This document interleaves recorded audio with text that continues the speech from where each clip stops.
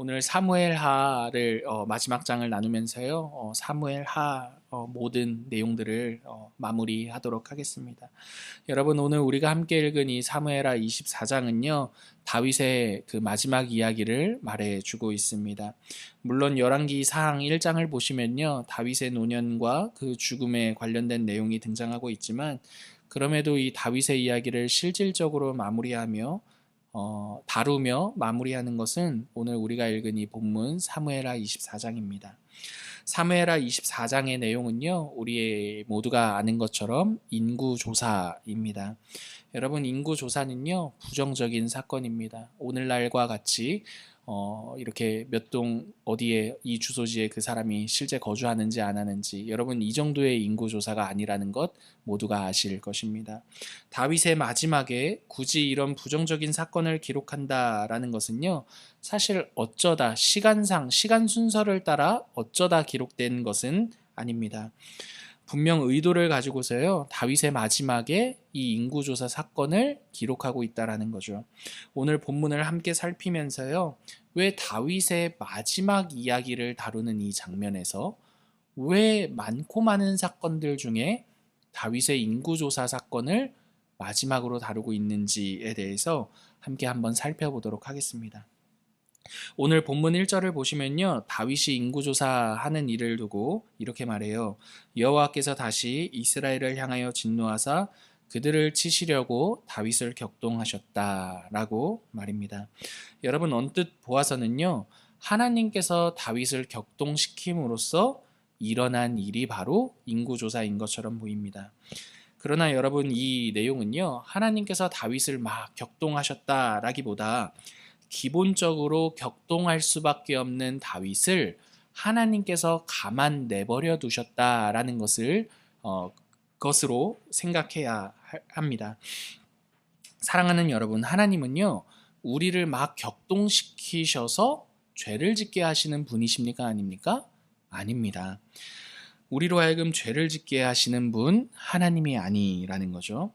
우리는 스스로 격동하는 사람들입니다. 여러분, 여기서 격동이라는 이 히브리어 본래 단어는요, 자극을 받아 무엇인가를 하다라는 부정적인 것으로 무엇인가를 하다라는 말인데요. 다윗의 인구조사는요, 다윗 자신의 죄로부터 자극을 받아 일어난 일이라는 것을 생각해 볼 수가 있습니다.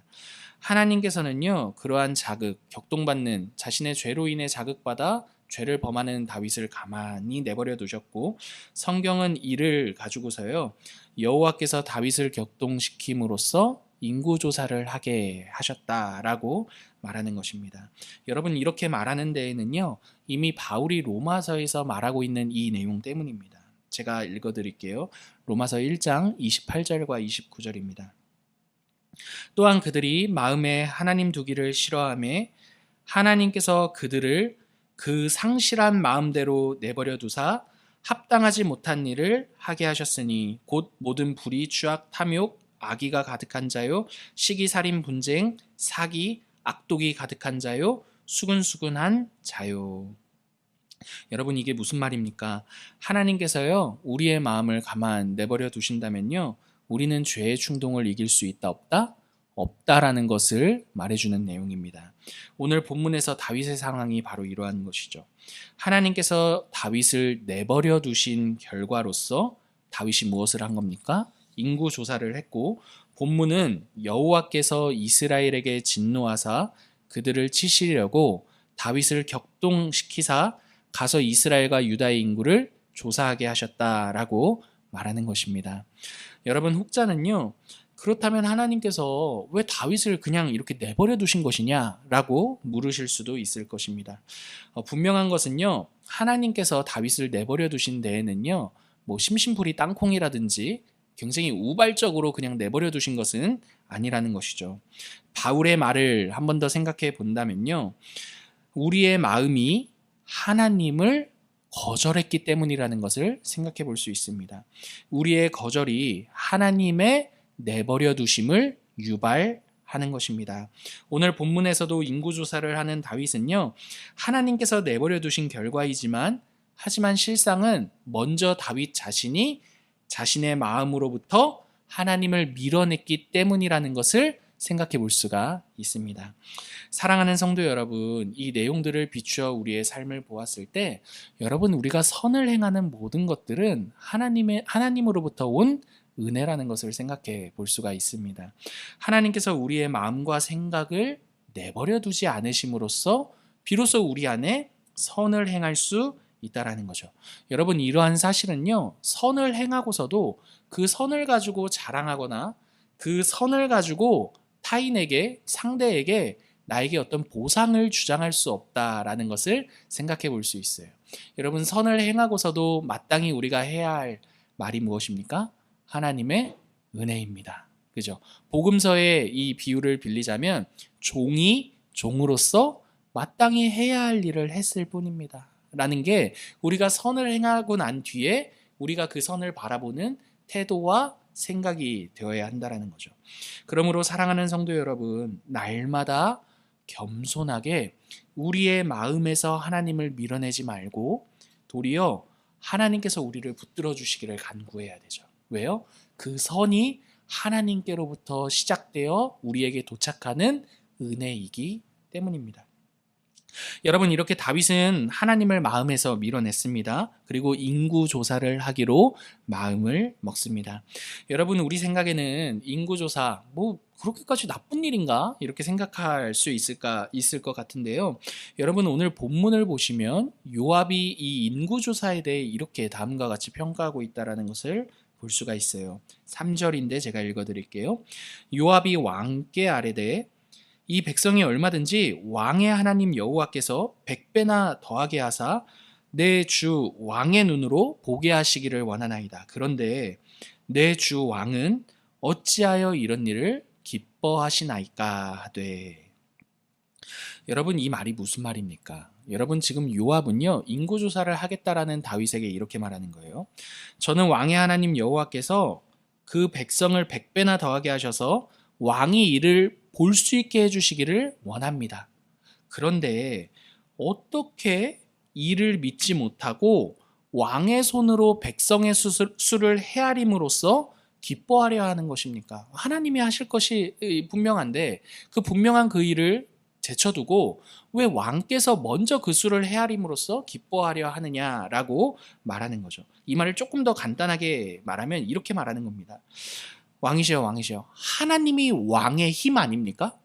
어찌하여 그 백성의 수를 가지고 당신의 힘을 삼으려 하십니까? 라는 게 오늘 욥이 다윗에게 하는 말이라는 거예요. 다윗에게 인구조사는요, 단순한 인구조사가 아니었습니다.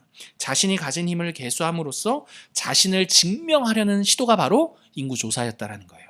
내가 왕으로 살아낸 시간들이 있는 것 아닙니까? 다윗에게. 그 왕으로 살아낸 그 시간들 속에서 내가 이루어낸 업적이 어느 정도 되는지를 자랑하고 싶은 게 지금 다윗이 인구조사를 하려는 목적이었다라는 거죠. 자신의 힘이 어떠한지를 알고자 했던 게 인구조사였다라는 겁니다. 그래서 본문은요, 인구조사의 결과에 대해 9절을 보시면 이렇게 말하고 있어요. 보십시오. 이스라엘에서 칼을 빼는 담대한 자가 80만 명이요 유다 사람이 50만 명이었더라 라고 말합니다. 여러분, 그냥 사람의 수가 아니라 인구조사를 한 후에 사람의 수가 이스라엘이 80만이고 유다가 50만이었다 이렇게 말하는 게 아니라 그 사람들의 특징을 뭐라고 설명하고 있습니까? 칼을 빼는 담대한 자라고 굳이 그렇게 말하는 이유가 여기 있는 거죠. 왜요?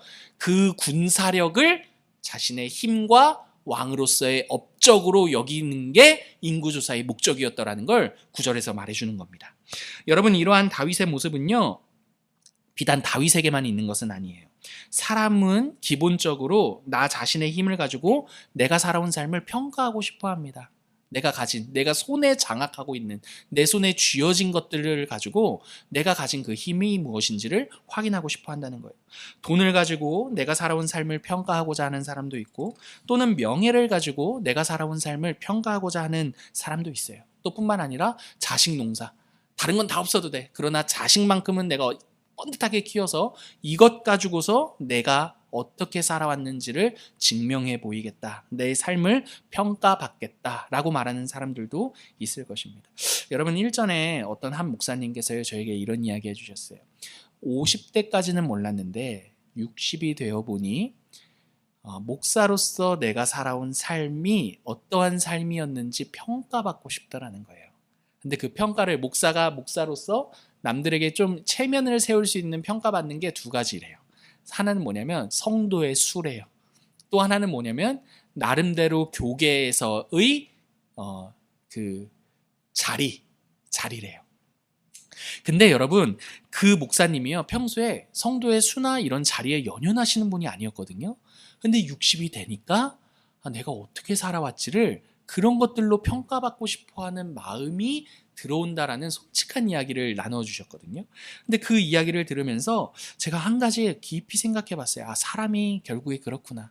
젊었을 때는 내 어떤 젊음의 힘을 가지고서 그런 것들을 잘 가려오다가 결국에 뭔가 힘이 빠지고 내가 뭔가 그 힘으로 또 이 인생 지나온 삶들을 가릴 수 없을 때 내가 살아온 삶을 뭔가 결과로서 보상받고 싶어 하는구나 라는 것을 제가 그때 깊이 한번 생각하는 계기가 되었습니다. 여러분, 오늘 본문은요 다윗과 우리의 이러한 일반 있잖아요. 이러한 일반에 대해서 이렇게 내가 일구어낸 것을 나의 힘으로 삼으려는 그 시도들 있잖아요. 그러한 시도들에 대해 죄라고 말하고 있어요. 여러분 10절 한번 보세요. 10절을 보시면 한번 같이 읽어보실까요? 10절 시작. 다윗이 백성을 조사한 후에 그의 마음에 자책하고 다윗이 여호와께 아뢰되 내가 이 일을 행함으로 큰 죄를 범하였나이다. 여러분, 오늘 본문은요 그렇게 자신의 힘을 가지고 내가 살아온 삶을 평가하고 판단받고 싶어하는 그 마음과 그 심정에 대해 죄라고 말하고 있다는 거예요. 여러분, 죄라는 것은요 도덕적인 내용들 그 이전에 우리는 죄하면 거짓말했어요, 미워했어요, 욕했어요, 뭐 살인했어요. 여러분, 이런 외면적인 어떤 도덕적인 실수와 과오를 생각할 수 있지만 사실은 여러분 죄라는 것은 그 이면에 있는 뿌리가 무엇인지를 알 때 죄가 무엇인지 더 정확하게 알 수 있다는 거죠. 여러분, 오늘 본문을 통해 죄가 무엇인지 생각해 봅시다. 그 죄의 뿌리, 지금 다윗이 자신의 인구조사 후에 죄를 범하였다라고 말하는 그 죄의 뿌리는 무엇입니까? 나의 힘을 의지하는 것이라는 거예요. 여러분, 죄라는 것은요 바로 나의 힘을 의지해서 내 힘이 전부가 되는 거죠. 이게 다른 말로 말하면 나 스스로 하나님이 되려는 시도. 여러분, 그게 바로 죄라는 것을 우리가 생각해 볼 수가 있습니다. 다윗에게는요 자신의 힘, 그게 바로 군사력이었다는 거예요. 칼을 가진 담대한 자, 그 수가 바로 자신이 자랑하고 싶어하는 힘이었습니다. 이는 여러분 우리 시대에서는 또 다른 모습들로 많이 나타나요. 돈이 될 수도 있고 자식이 될 수도 있고 건강이 될 수도 있으며 명예가 될 수도 있습니다. 여러분, 보통의 우리의 삶에서는요 우리가 현재 무엇을 우리의 힘으로 삼고 있는지 여러분 우리는 잘 몰라요. 삶이 평탄할 때는요 우리가 무엇을 우리의 힘으로 삼고 있는지 모른다니까요. 여러분, 그때는 아무리 하나님이 나의 힘입니다 라고 해도 여러분 그게 사실이 아닐 수가 있어요. 근데 여러분 보십시오. 우리가 삶을 살 때 한 번씩 우리의 삶이 꿀렁일 때가 있어요. 그죠? 우리 스스로 우리의 무엇으로도 통제될 수 없는 그런 이걸 시련과 어려움이라고 말하는데 그러한 시련과 어려움을 당할 때가 있습니다. 여러분, 근데 바로 그때 우리가 그동안 우리의 힘으로 여기며 살아왔던 것들이 무엇인지를 적나라하게 볼 수 있는 장면들이 됩니다. 여러분, 어쩔 수 없는 상황 있잖아요. 그런 시련과 어려움 속에서 내가 가장 불안해하는 그거 있죠. 여러분, 그게 우리가 평소에 우리가 힘으로 여겨왔던 것이라는 것을 우리가 생각해 볼 수 있다는 거예요. 여러분, 뿐만 아닙니다. 그 시련과 어려움 속에서 내가 분노하는 거 있죠.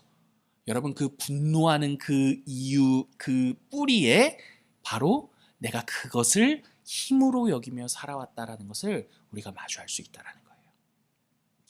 여러분, 최근에요 제가 나태주 시인, 요즘에 나태주 시인에게 빠져갖고 그분의 글을 막 읽어가고 있는데, 여러분 이분이요 그 풀꽃이라는 시 아세요? 자세히 보아야 예쁘다 너도 그렇다. 이 문구는 다 아시죠? 여러분 그분의 이 시가요 70이 다 되어서 주목받게 되었대요. 시인으로서. 그 전까지는요 철저히 무명이었다라고 합니다. 시인들 사이에서도 보면 주류가 있대요. 자신의 배경은 전혀 주류에 낄 수 없는 상황이었기 때문에 20대, 30대, 40대, 50대, 60대 이때까지는 주류라고 흔히 말하는 분들의 필드가 이런 시인의 자신이 있었던 토양이었대요. 나태주 시인이 통제할 수 없었던 상황인 거죠. 당장 내가 주류가 되겠다라고 해서 될 수 있는 일이 아니었던 거예요. 여러분 이렇게 우리가 어찌할 수 없는 어떤 인생의 시련이나 어려움을 만나게 될 때 우리가 평소 나의 힘으로 내가 여겼던 것이 무엇인지를 알 수가 있어요. 여러분 나태주 시인이 왜 그 주류인 다른 시인들을 보며 자기 자신을 한없이 작게 초라하게 느꼈던 것이냐 하냐면 내가 힘이라고 여겼던 그것들이 주류에게는 있는 그것들이 나에게는 없었기 때문인 거죠.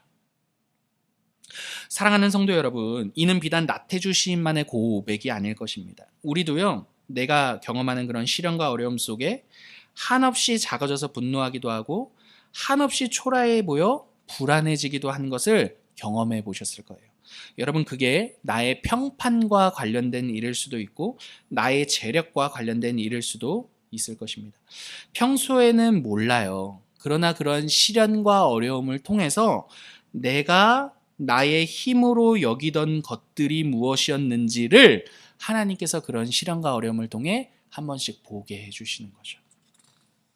여러분 죄라는 것은요 바로 그겁니다. 평소에 아주 은밀하게 내가 이것이야말로 나의 힘이야 라며 아주 막 숨겨둔 그런 애물단지 꿀단지처럼 막 이렇게 은밀하게 아주 막 이렇게 나의 힘이라고 여기는 그게 바로 여러분 죄라는 것을 알 수가 있는 거죠. 여러분 죄란 다른 멀리 있는 그 어떠한 것이 아닙니다. 하나님이 아니라 내가 힘으로 하나님을 나의 힘으로 여기지 않고 내가 그게 나의 힘이라고 여기는 그거.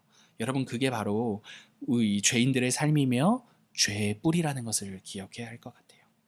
여러분 오늘 본문은요 다윗이 그렇게 자신 안에 있는 그러한 은밀한 죄를 마주하게 됐죠. 그렇게 마주했을 때 그 다윗이 어떻게 했는지에 대해서 말해주고 있어요. 10절 우리 한 번만 더 같이 읽어보실까요? 시작.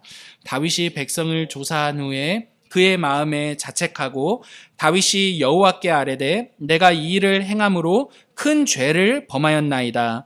여호와여 이제 간구하옵나니 종의 죄를 사하여 주옵소서. 내가 심히 미련하게 행하였나이다 하니라. 여러분 다윗이 이러한 자신의 죄를 마주했을 때 하는 일은요 두 가지인데 먼저는요 회개를 합니다. 10절 보시면 종의 죄를 사하여 주옵소서 내가 심히 미련하게 행하였습니다 라고 말하고 있습니다. 여러분 하나님께서요 우리가 하나님이 아닌 다른 것을 의지하고 있음을 발견하게 하시는 이유는 단 하나입니다. 바로 이 10절과 같이 회개하게 하시기 위해 돌이키게 하시기 위해 이러한 일들을 마주하게 발견하게 하시는 거죠. 여러분 회개라는 것은요 거창한 어떠한 것이 아니라요 우리가 그런 시련과 어려움 속에 내가 그동안 하나님이 아닌 다른 것을 나의 힘으로 여기며 살아왔구나. 내가 불안하게 여기는 것. 여러분 그 시련과 어려움 속에 내가 분노하고 있는 그것. 내가 이것들을 하나님이 아닌 이것들을 나의 힘으로 생각해 왔던 거구나. 여러분 왜 불안한 겁니까? 나의 힘이라고 여겼던 그게 흔들리니까 불안한 거잖아요. 왜 분노하는 겁니까? 내가 힘이라고 내 자랑이라고 여겼던 그것을 공격하니까 화가 나는 거잖아요. 여러분 내가 그동안 하나님이 아닌 이것들을 나의 힘으로 여겨왔구나. 하나님께서 시련과 어려움 속에 그것들을 한 번씩 발견하게 하심으로써 우리에게 원하시는 것은 회개하고 돌이키라는 거예요. 무엇을 힘으로 여기라? 하나님 자신을 유일한 너의 힘으로 여기라는 거죠. 다윗이 회개를 하면서 자신이 미련하게 행했다라고 말하는 이유가 여기 있는 것입니다. 하나님이 아닌 다른 것을 나의 힘으로 여겼습니다. 하나님 내가 미련한 일을 행했습니다 라고 말하는 것이죠. 그러므로 여러분 만약에 우리 역시도요 하나님이 아닌 다른 것들을 가지고 우리의 힘으로 삼아 살려고 했다면 이를 미련한 것으로 여기며 하나님만을 우리의 유일한 힘으로 여기실 수 있는 이러한 회개와 돌이킴의 일들이 있기를 간절히 기도해요. 여러분 두 번째로 다윗이 죄를 마주했을 때 하는 일이 있어요. 그게 무엇이냐면 타작마당에 제단을 쌓는 것이었습니다. 이 타작마당이 어떠한 타작마당이냐 하냐면 다윗의 죄로 인해 이스라엘 전역에 전염병이 내리게 됩니다. 그 전염병을 내리는 천사가 타작마당에 있었는데 그 타작마당에 제단을 쌓는 게 다윗이 죄를 범한 후에 한 일이었어요. 이게 무슨 말인지 설명해 드리도록 하겠습니다. 죄를 지은 이후에 타작마당을 사는 게 타작마당에 제단을 쌓는 게 무슨 일인가 생각해 볼 수가 있는데요. 여러분, 이는 용서와 관련되어 있는 상황입니다. 들어보십시오. 다윗에게 하나님의 징계를 알린 선지자의 이름은 가시예요. 가시요, 그 전염병을 거두시는 하나님에 대해서 말하면서요, 여부스 사람 아라우나의 타작마당에 제단을 쌓으라 라고 말합니다. 18절이에요. 제가 읽어드릴게요. 이날에 가시 다윗에게 이르러 그에게 아뢰되 올라가서 여부스 사람 아라우나의 타작마당에서 여호와를 위하여 제단을 쌓으소서. 아멘. 여러분, 지금 이 타작마당은요, 전염병을 내린 천사가 이제는 하나님께로부터 용서를 받은 다윗을 보고 전염병을 거둔 상징적인 장소가 되어요. 거기에 하나님을 위한 제단을 쌓으라는 말을 듣고 다윗은 그곳으로 갑니다. 그리고 타작마당을 값을 지불하고 사요. 그럼으로써 하나님과의 관계가 온전하게 되는 제사를 드리면서 전염병이 그치게 됩니다.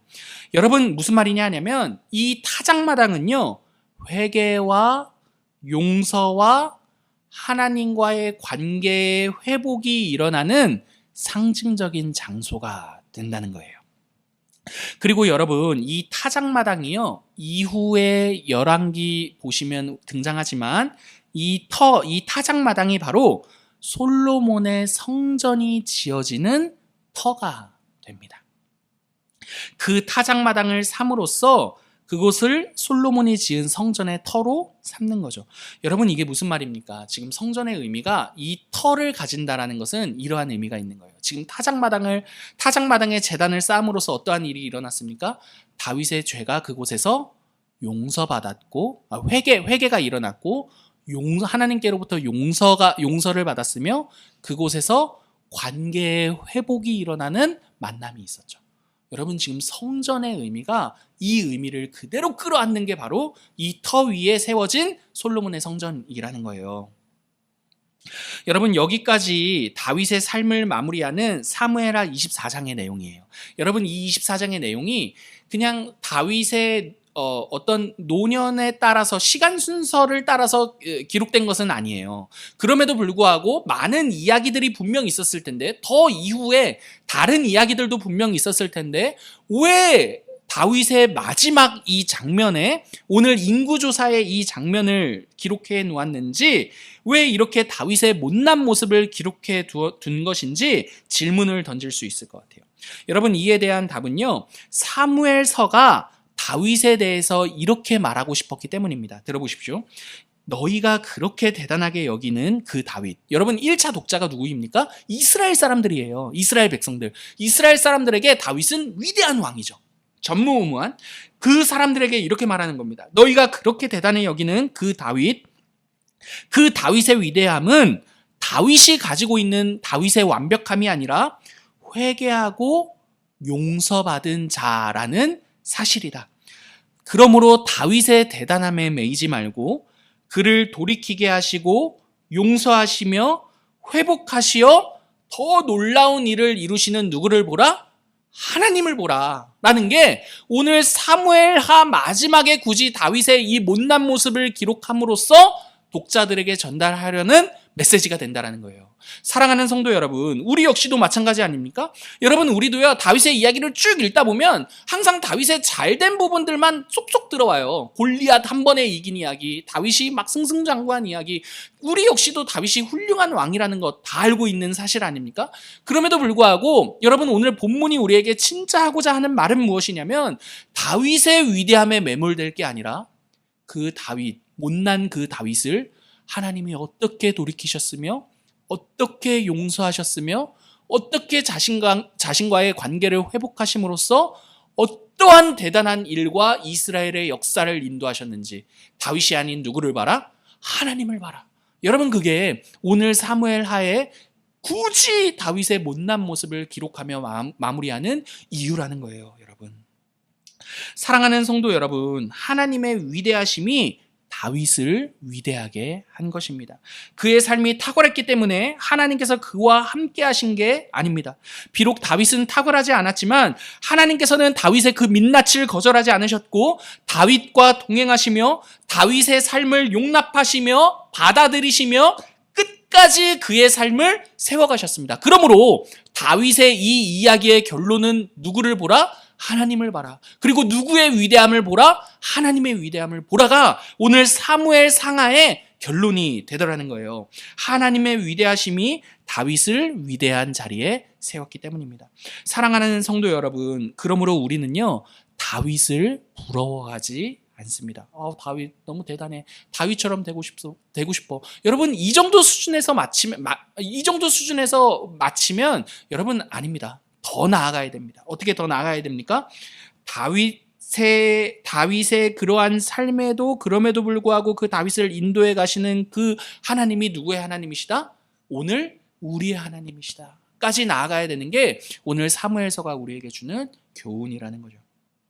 여러분, 우리는요, 다윗을 보며 안심할 수 있어요. 왜냐하면 우리에게도 다윗에게 행하신 그 하나님이 우리에게도 동일하게 행하실 것을 믿기 때문입니다. 하나님께서는요, 자신의 변함없는 사랑 가운데 우리를 끊임없이 용납하시고 용서받은 사람으로서 우리의 삶을 가꾸어 가신다는 거예요. 누구와 같이? 다윗과 같이 말입니다. 여러분, 우리에게는요, 사실 다윗보다 더 큰 증거가 있어요. 누구이시죠? 바로 예수 그리스도라는 거죠. 예수 그리스도 안에서요, 하나님께서 성령의 인도하심을 따라 다윗보다 더 확실하고 구체적으로 하나님이 우리의 삶을 세워 가신다는 거죠. 그러므로 사랑하는 성도 여러분, 이 예수 그리스도라는 이 복음 안에서요, 다윗보다도 더 자신 있게, 다윗보다도 더 확실하게 우리에게 주어진 삶의 모든 장면들을 용기 내어 살아가시는 저와 여러분 되기를 간절히 기도합니다. 오늘 우리에게 주신 말씀